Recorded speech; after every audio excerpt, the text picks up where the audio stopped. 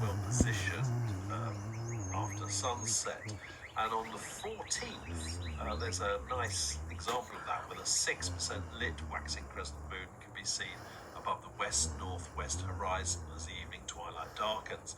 And then on the following evening, the moon will be 12% lit and sitting Lies, between the Pleiades man. and Pleiades open You cluster. can't tell us what the fucking that's moon's gonna be one of the anymore tricky because the things son to of a look bitch is for, spinning. trying to get close to it. Yes. It'd be a nice thing to view. On the 18th, we have a nice occultation, because starting from around 01:15 BST, this morning's 27% lit waxing moon begins to occult an open cluster, M35 in Gemini. The open cluster is about magnitude 5.5, and much of the cluster is going to be hidden by the moon's surface.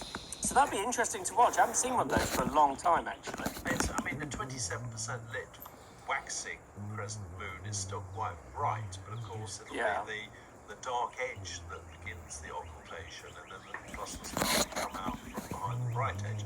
So, if you've got a telescope on it, it should be quite easy to see that, shouldn't it? It should, yeah. It should be quite an interesting thing to view. As I say, I haven't seen an occultation like that by the moon for quite a while. Okay, well, if you've got a telescope and you're looking at the moon's surface, there are a number of clear obscure effects which are happening this month as well. On the 19th, around 22:30 BST, that's 21:30 UT, you might be able to see the head and neck of Nessie, which is in the crater Ptolemaeus, and it's an unusual shadow cast by the rim of Ptolemaeus, and as the rim sort of creates this peak, it interacts with a smaller crater inside Ptolemaeus called Ammonius, which is 8 kilometers in diameter, and together the sort of dark shadows from that rim section of Ptolemaeus and from Ammonius create what looks a bit like, you know what I mean, the surgeon's photo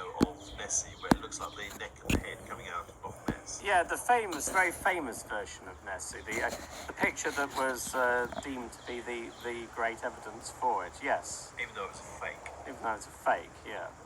It always looked like a fake to me, to be honest, but yes. Someone's hand coming out of the lot. Presumably this particular Clair Obscura looks like that. It does. Actually, it suits really bad seeing and poor or low magnification. So if you've got a small telescope, it's ideal looking for this one. Ideal for any kind of observation in Britain, then, really.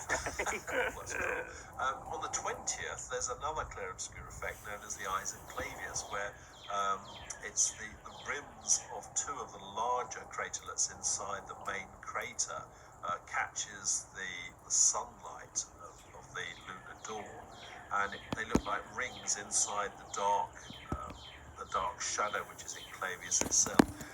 So that can be seen around 22:20 BST on the 20th of April, and that's, as I say, the Clair Obscura effect known as the Isaac Clavius. Okay.